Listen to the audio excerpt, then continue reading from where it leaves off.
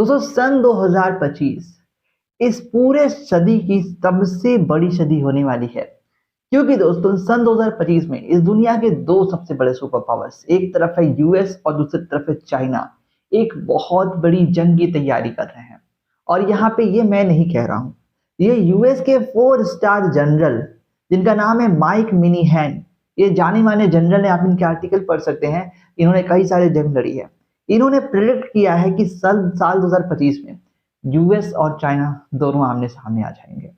लेकिन यहाँ पर इनकी इस बात को लेके काफी ज्यादा झोल मोल बताया जा रहा है। और कुछ लोग कहते हैं कि यार अगर ऐसा हुआ ना तो ये दुनिया की अंत होगी। तो सन 2025 में क्या होगा, इसका मैं आपको एनालिसिस लेके आया हूँ और बताऊंगा कि क्या यहाँ पर यूएस की क्या चाल ये खेलना चाह रहे हैं और इंडिया कैसे इसका मतलब यहाँ पे इनका इंडिया को क्यों ये यूज करना चाह रहे हैं, इसके पीछे ये सारी चीजों को मैं समझाने की कोशिश करता हूँ एक पैटर्न में।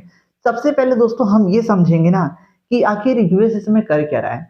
यूएस के 4 स्टार जनरल माइक मिनीहैन ने कहा है कि यूएस को करंट टाइम में 10 lakh highly advance active soldiers की जरूरत है, जो कि यूएस इस काम पे लग भी चुका है। सबसे बड़ी बात यह है ना कि यूएस अपने सोल्जर्स से कह दिया है कि भाई 2025 में बहुत बड़ी जंग होने वाली है, आप सभी को हर एक तरीके से तैयार रहना है। जल सेना, वायु सेना, जितनी थल सेना, ये तीनों सेना को पूरे एक्टिवेट कर दिया गया है और यहाँ पे इस अगले महीने से जो आएगा इनकी ट्रेनिंग भी शुरू हो जाएगी। तो ये था अभी का अपडेट। अब यहाँ पे ये जंग क्यों होने वाला है, इसके पीछे 3 मेजर वजह बताई जा रही है। सबसे पहला वजह दोस्तों वो होगा ताइवान इन्वेजन। देखिए, रशिया ने यूक्रेन को इन्वेड किया, यूएस शांत रहा। लेकिन अगर चाइना इस बार ताइवान को इन्वेड करता है, तो अगर इस बार यूएस शांत रहा ना, तो यूएस का जो सुपर पावर, जो अपने आप को छाती ठोक के कहता रहता है कि हम सुपर पावर है, हम सुपर पावर है, इस पे बहुत बड़ा यहाँ पे झटका लगेगा। जिस वजह से यूएस कभी नहीं चाहेगा कि इनके यहाँ पे इज्जत पे आ जाए। तो जब चाइना ताइवान पे इन्वेट करेगा तो ये भी डायरेक्ट जंग में उतर सकते हैं। हालांकि ये चांसेस बहुत कम है कि यूएस डायरेक्ट चाइना से कॉन्फ्लिक्ट मोड़ लेगा। हालांकि यूएस कभी ऐसा करता नहीं, जब दो देश लड़ रहे होते तो वो हथियार पहुंचा देता है, लेकिन कभी डायरेक्ट जंग नहीं होता है। लेकिन इस बार जो यहाँ पे यूएस कर रहा है, इससे पूरी दुनिया डरी हुई है ऑलरेडी। नंबर दूसरा, यह है दोस्तों सुपर पावर की कुर्सी के लिए। दोस्तों देखिए, हर 100 साल में एक साल कोई ऐसा आता है ना जब सुपर पावर का यहाँ पे औहदा छिनता है। 19th सेंचुरी का सुपर पावर कौन था, तो वो था सोवियत यूनियन, कोई दो राय नहीं है। लेकिन 1989 में कुछ ऐसा हुआ ना जिसकी वजह से सोवियत यूनियन टूट गया और सन 2000 का सुपर पावर कौन बन के निकला, अमेरिका। 19th सेंचुरी के पहले का सुपर पावर था ब्रिटेन। तो हर 100 साल में एक साल ऐसा आता है ना जब जो सुपर पावर रहता है वो नीचे डाउन जाता है। अब यहाँ पे ये सुपर पावर की कुर्सी के लिए एक युद्ध होता ही है। तो यहाँ पे भी हो सकता है कि यहाँ पे यूएस चाइना सुपर पावर पद के लिए अपनी युद्ध लड़े और ये युद्ध से ही मैटर सॉल्व होता है। हालांकि एक कंडीशन ऐसा था कि 1989 में कि सोवियत यूनियन बिना कुछ करे बिखर गया, तो यूएस ऑटोमेटिकली सुपर पावर बन गया। लेकिन जब भी हम सुपर पावर की जंग देखते हैं तो विनाशकारियां होती हैं और लोग अपनी कुर्सी के मतलब अपनी पावर को दिखाने के लिए ये सारी चीज करते हैं। हालांकि ये सन 2000 में हम जी रहे हैं, 2000 पार कर चुके हैं, 20th सेंचुरी आई थिंक।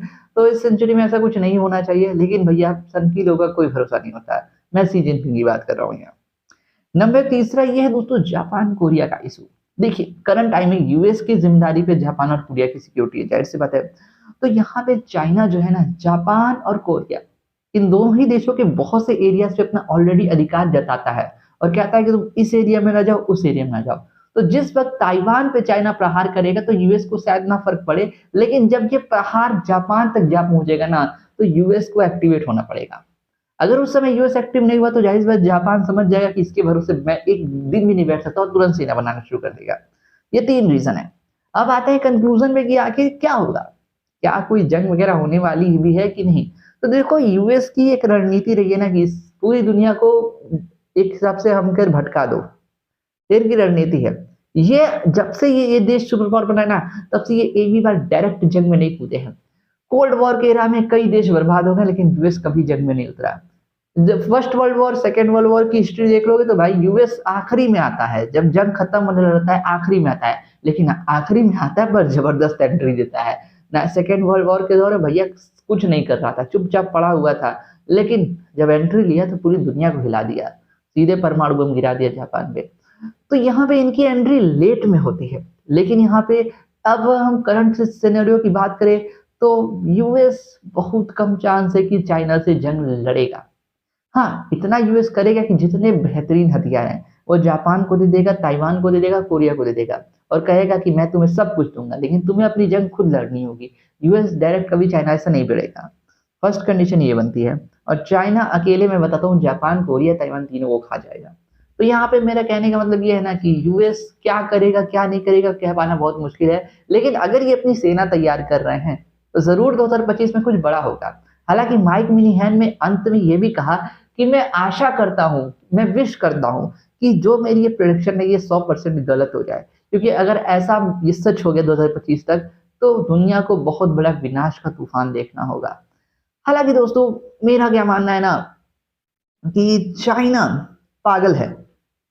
वो पागल इसलिए है क्योंकि यार एक देश ताइवान है जो कि अपने आप को आजाद मानता है, आप जबरदस्ती उसको कब्जे आना चाह रहे हो तो जाहिर सी बात है ना, तो वो अब पागल ही है। और वो पागलपंती में मैं उसकी एक पागलपंती की आपको नमूना दिखाना चाहूंगा। सबसे पहले ये जो आप चाइना देख रहे हो ना, चाइना किनारे किनारे समुद्र है ये पूरा।